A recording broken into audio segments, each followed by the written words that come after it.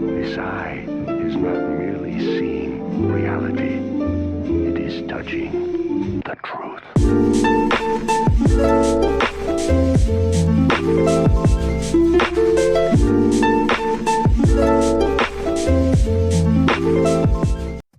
Hello everyone, my name is Zeotrex, and today we're taking a look at Marvel Rivals, releasing in 2024. Marvel Rivals is a 6v6 hero team shooter where iconic Marvel characters are put up against each other, a result of two Doctor Dooms rivaling at it. Well, hence the name Rivals. Now, why am I talking about Rivals a full year after its release? Well, as Galactica will beat you over the head with every time you want to claim the new Jeff skin, it's the 1 year anniversary. And I thought it'd be fun to look at this past year of Rivals and sort of do a yearly review of it. There was that Call of Duty video I did recently, really inspired me to do some more game reviews. So, how is Marvel Rivals a year in? I honestly still think Rivals is a great game. It's fun, its core design is nice, but, I mean, a full year in, you can start seeing the negatives and flaws with it. So, I mean, let's not start the video off here with negativity, shall we? Let's actually talk about what I do like about the game. And that being, it is a very addictive game, which I do think is a good thing. I can't put this game down. I could not put this game down when I started it back then, and that's why it was so genuinely good and fun. Things like getting hit markers or trying to go for MVP and even just winning a game is great. It's a very satisfying feeling playing it. And that's another thing I really like about the game, is that the roster is for the most part great. Anyways, next week, as of recording this, we actually get one of my favorite Marvel characters of all time, Rogue. Oh, I'm so excited for Rogue. It's been a long time coming. Now, I think a majority of these characters are honestly great, but that's only really speaking in Vanguards and Strategists. I think a majority of the Vanguards, if not all, are phenomenal. Someone like Penny Parker is an absolute bitch to fight, which just means she's great at keeping the objective with her little spider and SN mines. She's, she does a great job on keeping the objective and is very hard to fight. Cap does a good job on pushing the enemy team away from objective. Venom has great survivability. Emma Frost is protecting players, same with Magneto. Someone like Thing, here's the thing. Majority of strategists are also great healers, especially Sue, who I will say is probably the best healer in the game and is the most controversial. She does a great job at keeping her team alive because you can spam the hell out of her shield and her things kind of just ricochet around, so yeah. Luna Snow is also great, but I've been lacking with her a bit recently. She's a harder character to play, and strategists overall don't solely focus on healing. Someone like Rocket often provides support in other ways, such as reviving players and giving them shield. I overall think the strategist role is a bit underappreciated in the long term. But I will say it's a bit unfair when it comes to their ults. A lot of their ults are mainly just giant healing circles that can be used on objective, like Luna Snow's fucking dancing, or Invisible Woman's giant shield wall, or Cloak and Dagger. Not really a circle, but same thing. It does help the team. It's but it's just super hard to counter for the most part. I think a good Magneto ult can take out Luna, though. I don't know, maybe I'm just a whiny bastard about it, but I hope someone else can put it into words on why these support ults are a bit harder. I think the most flawed role, however, are the duelists, and this is where we have inconsistencies with characters. Some people like Psylocke, who I'm currently playing right now, and you're probably seeing me play in the footage. I do not know, I have not recorded the footage yet. She's great. Iron Fist is honestly great at doing backline because he can survive. Daredevil is phenomenal too, and then you have your Black Widows and your Moon Knights, and trust me, I can talk shit about Moon Knight. Why did I have to play this guy? Either way, I think duelists have the most characters in the game, and this is the biggest flaw with it. You see, one of the biggest issues with Rivals right now is the balance of roles and characters. There are way too many duelists in the game compared to Vanguards and Strategists, and that's what makes it super unfun because, say, I want to practice and play a bit more Psylocke, right?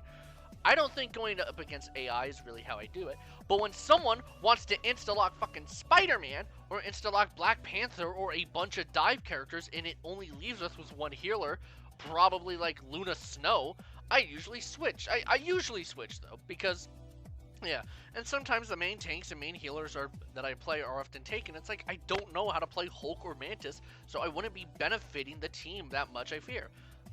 I'm always open to practicing more characters, though. I actually started learning a bit of magic last night, and if you say that in the 1800s, that's how you get burned at the stake. And, okay, this is another issue with the game, honestly, kind of relating to what I was saying earlier. I think I know how to fix it, but Christ almighty, can you stop insta-locking the damn duelists? I cannot recall how many times I've, again, picked someone like Psylocke or Moon Knight, like some of my main characters, right? Then I see an Iron Man, a Spider-Man, and an Iron Fist all follow suit, and that leaves us with, like, a fucking Jeff or whatever. And again, I do switch, but it's such an issue where we get these unbalanced teams where it makes the game super unfun. Because 9 times out of 10, we're going to have, like, 5 DPSs, 1 healer, or 5 DPSs, 1 tank. And nothing, it just, you're losing. You're losing the game from there. I think the issue here is that, well, at first, the people didn't know it was a hero shooter, or how they work. I get that. I think that's the issue, is that people didn't know that this was a hero shooter. That's why some people don't play objective, right?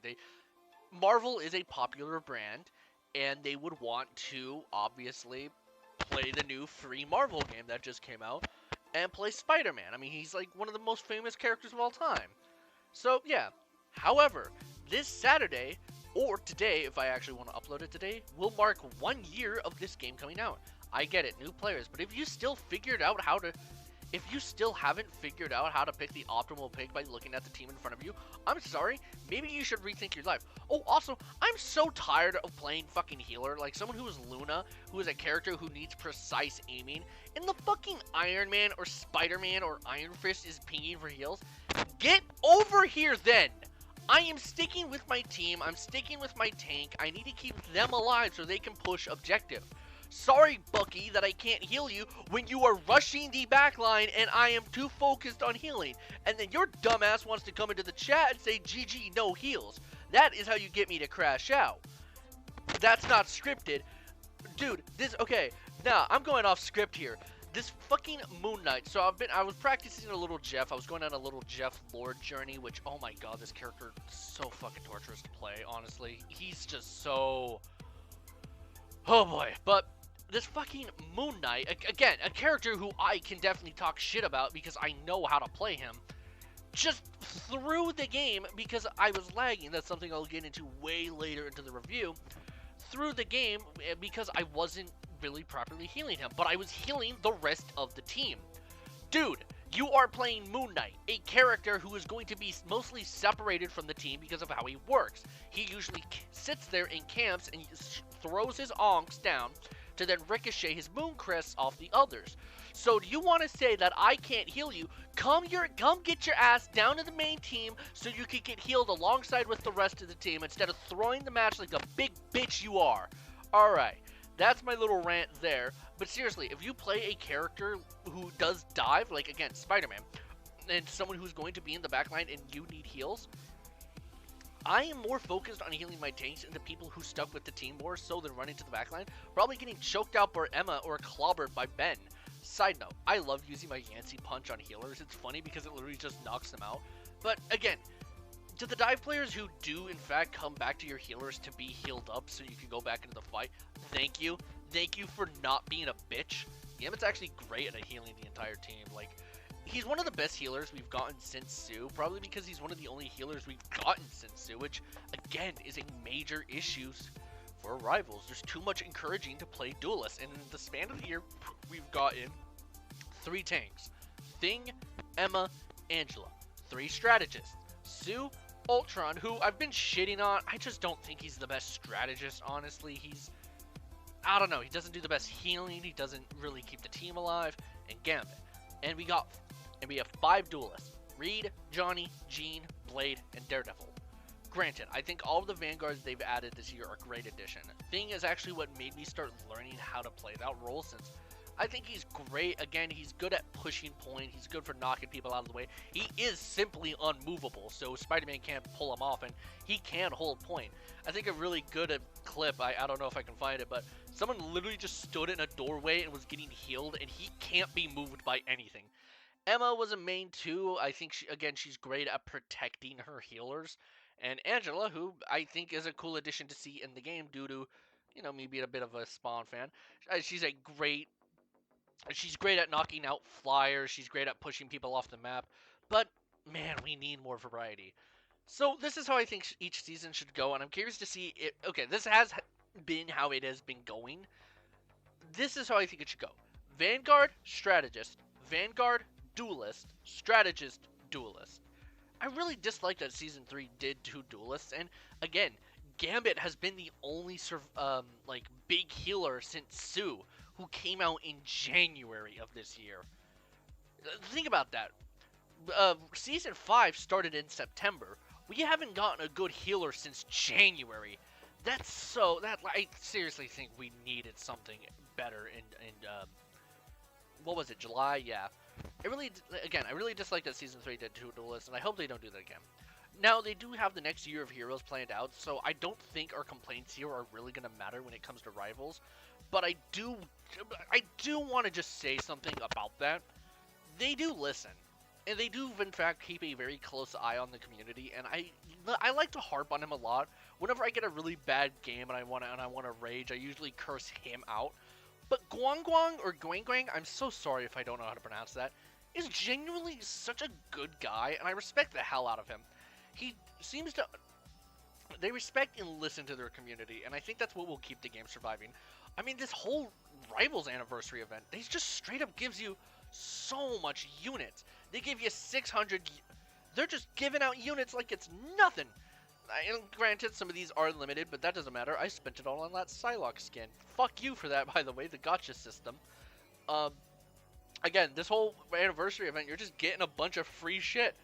Also, not to mention the amount of memes that they actually put into the game as emojis, and it doesn't feel outdated. It doesn't feel out of touch. Look at this! They got the Jeff getting a haircut meme as an emoji.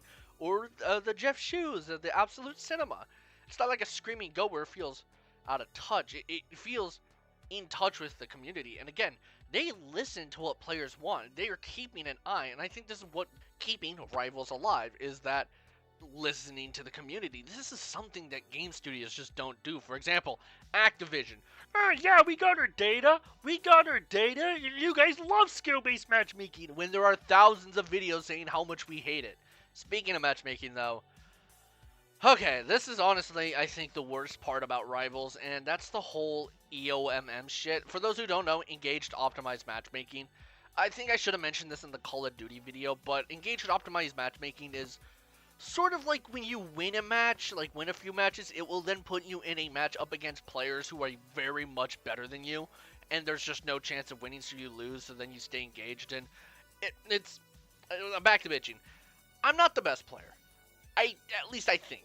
I don't know. Because one match, I could go 30-0, and then my next match, Magic will grab my arm, Spider-Man will grab my other, Namor grabs my leg, and then Cap grabs the other, while Magneto lifts my head up and tears me apart, and then proceeds to beat the fuck out of the land shark with it, fuck his body, slam him over, and then... What I'm trying to say here is that we get into these matches where we stomp the team, we get stomped, and then every once in a while, we get into those teams where it's like, okay, what are we doing? We're pushing each other off point constantly. And then, like, when we win, that was a fair fight. That was actually something warranted. Granted, we deserved that win. And it's just so rigged. It just doesn't feel right. Then, like... And then after, like... It's such a gamble on whether or not you are going to have a fair match. If it's not EOM, then it's something. And I think it is EOM. You guys can talk about this in the comments. I don't believe that they say it's not this when it feels like this. It's super unfun. It's just what makes the game grinding so hard. I get it. It is supposed to keep you engaged. You're on those winning streaks. You're determined to be on the streaks more. And if you lose, well, now you want to win. You win, you want to keep winning. You lose, you want to win. It feels so blatant and obvious. It's just not fun to play, especially after a while when the game's frame rate drops in. And it's been like this for a year, where the performance seriously just takes a shit.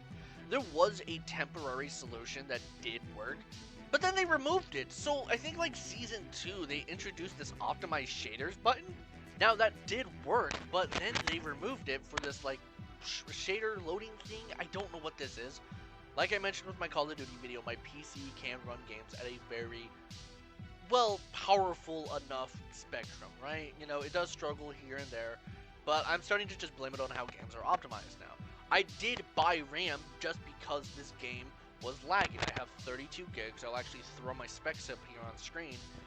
maybe it's my GPU. Maybe I gotta actually go outside and clean the computer. But this game's performance has always just been terrible since launch. And it gets to the point where I simply Alt F4 out of the game. Which I shouldn't have to do considering the game does penalize you for leaving early. But sorry, I didn't know that the game was going to be running like shit before joining. And I just don't want to play. Because 1 minute I will be playing, like, 1 minute I think I'm fighting Moon Knight, but turns out I was actually in the enemy backline getting ripped apart by everyone there, right? And I don't find fun in that, so I will Alt F4 and simply get off. I hope that doesn't lead to a permanent ban, because again, there's just times where it just is unplayable.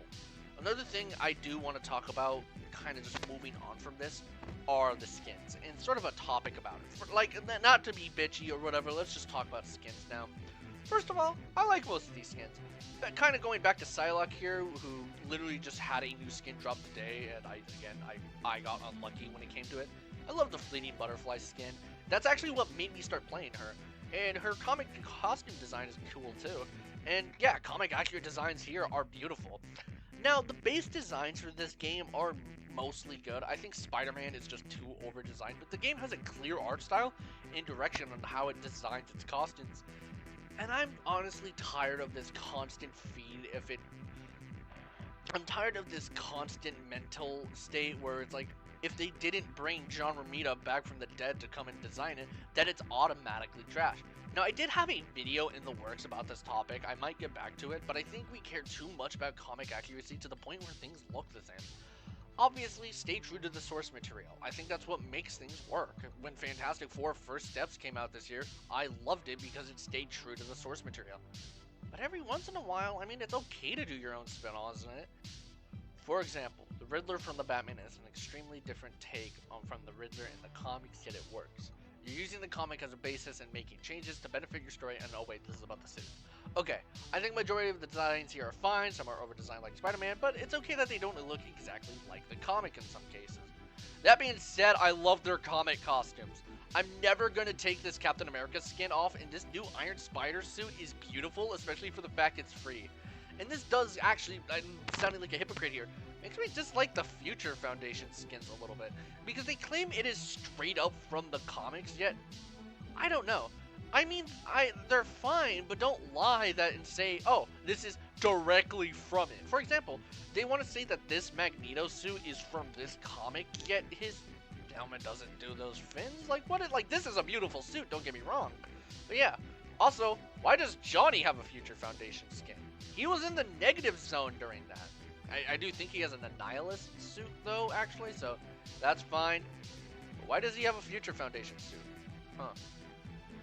Now, probably the biggest controversy with these skins and its designs are the female skins. People have taken notice on how the female skins seem to be a little bit more revealing.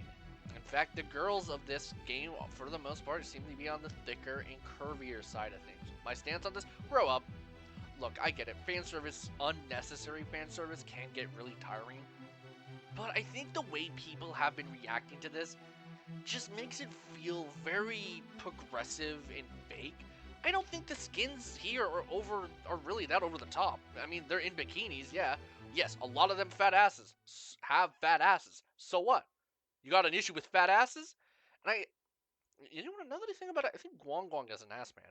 Okay, let's not go there. Either way, people complain about the summer skins, such as Psylocke or Luna or Susan, when, like, I mean, this was a thing for Marvel Comics for quite a while. In fact, they brought back those comics. Marvel has always had some sort of sex appeal to it and how they do it. Just so you know, people want to bring up the fact that it's only girls getting these Scoopy suits. Here's Punisher in a thong. Here's the Thing in a thong. Here's Venom throwing his ass and an MVP and an emo.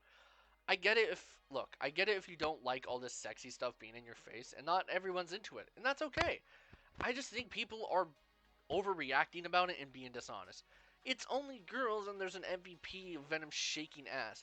God, this game is so horny. Brother, Marvel has always been horny in some way. Here's Stan Lee's depiction of Mary Jane in a bathtub. I don't actually know if it was Stan Lee. It's something like that. Either way, I think it's just blown out of proportion. Alright, let's get into some minor complaints about this. 1.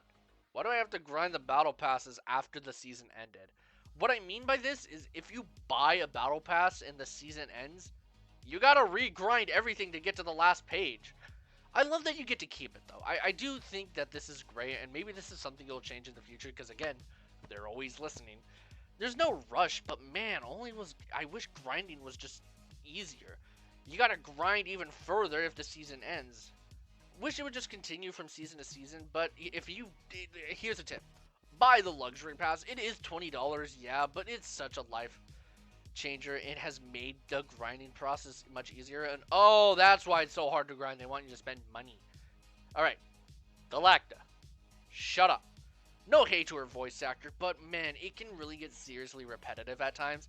Her tone, I don't know, her tone comes off as if it's like making you feel like a moron. I get she's worried and scared, but I don't know. Better stop that vehicle! I know, Galacta! What do you think I'm doing? Digging in my ass? Not to mention, again, it is repetitive. Especially during this event right now, where I'm just trying to claim your assemble points, or the Jeff's break time stuff, and hearing her constantly say the same things. It's Rivals Day! To celebrate Rivals Day! And it's like, I don't know. Her design here is cute, though. Maybe it's just when I'm extremely stressed, it really gets on my nerves. Alright, I'm gonna say it. Wanda players, fuck you. Squirrel Girl players, fuck you. There's a lot of currencies, too. Lattice is the ones that you buy, and that's usually what you buy from the battle passes and event stuff, but you can also convert it to units, so you can buy Lattice for a skin and then convert it. Honestly, I wish they would just combine units and Lattice together so that you can buy units straight up, and then, yeah. I don't know. I'm just not a big fan of having multiple, like, currencies for different things. Like, oh, you can buy this and then convert this into that. Like, come on. And then there's these molecules which will let us recolor characters, aka Sue Storm, Jeff, Luna, Psylocke, because, man, these are the only characters to really get recolors. It's annoying, but it's minor. Then accessory points, which I always forget about, but these are cute. Look at the little Conchu. And look, it's Rogue. Alright, let's wrap this up with a wish list. Here are the characters I want. Rogue is coming to the game next week, so I would love to see Dr. Doom in the game. He's my second most wanted character, and while he is the overall main villain of the game, I hope we get him soon. Probably next year, since it will be a Doom-filled year. God, that's probably fucking terrifying to say. Deadpool is also rumored, but I would love to see him come. But I do think him and Elsa Bloodstone, which is a fucking banger-ass choice, are coming next season. Polaris, as well, I think is super underrated. Superior to the bitch Wanda, and plus, maybe it will actually get my friend to get back on the game. Come on, Kate, get back on with me. Now, let's get to skins, what I want. Rogue is coming to the game next week, and I have a few outfits for her. One, I think her picnic outfit is going to be coming first because it is what is most likely referenced. But due to the fact that Guang Guang has his hands down his pants, I think we're going to get her Savage Land outfit, which I don't really mind. I thought it was an alright run. I like Savage Land. I don't know, probably some black recolor. I'm not a big fan of these recolors they do. Her evolution look would also be pretty good, but there's a chance that we get her 2018 Gambit and Rogue outfit that I couldn't finish due to my unlimited subscription expiring. Comic Spider-Man, please. We have the werewolf Spider-Man skin, and just like look at his body. They clearly have it. I don't know, maybe Brand New Day will come in and give us this, but yeah. Cell-shaded Daredevil would go hard. And also for Jeff, I think a Moon Knight suit would be cool because John Bailey, who voices Soundwave, I mean, he says, moon. Maybe even Galactus. Or, actually, why not little outfits of all the characters for Jeff? I think that'd be super adorable. Oh, also, would be a big model change, but maybe a comic-accurate Jeff too. I think his design is also pretty cool. Hey, did you guys read that cute little comic that came out recently where it was Jeff meeting Crypto? I was given that because of Batman Day. I was coming in to pick up my comics, and I noticed they gave me the DC and Marvel crossover, which is so cool that they finally did that again. And there was this cute little comic where Jeff meets Crypto, and it's like, hey, that's awesome. Yeah. Oh yeah, Resource Rumble is ass. It is honestly one of the worst game modes, and I hopefully in the future it lets us fucking get rid of this in our queue. It goes on forever, and I never win it. The first 2 points don't even matter, because the third point is really what's going to, like, I don't know. The map is ugly, and again, nobody ever captures the point. I don't think the game was designed with this big of a map. Oh, also, not in the script, I forgot to mention it. Marvel Zombies is a mode that's sort of here. I don't know, it's a bit repetitive, in all honesty. um, they keep extending it, and at that point, it's just like, keep it as a permanent mode. It's not really that much of a special event if you're just going to keep extending it, so yeah. Marvel Rivals is still a fun game, but it is still heavily, and I mean heavily, flawed.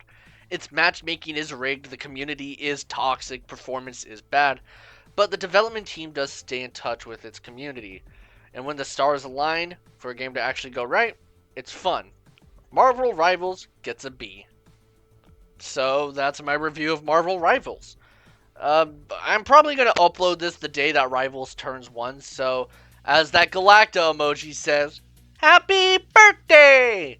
I don't know if the FNAF 2 review is out yet, but this could be my final review for the year. I do actually have an important video planned that I'll probably record after this, after, I don't know, I go take a nap or something. And yeah, I honestly do want to get back into game reviews, and I might do this as a yearly thing, this whole Rivals thing. Just depending on where things are next year and kind of, give an update on things. I also might want to finally do some Fortnite reviews because I planned on doing those. But until then,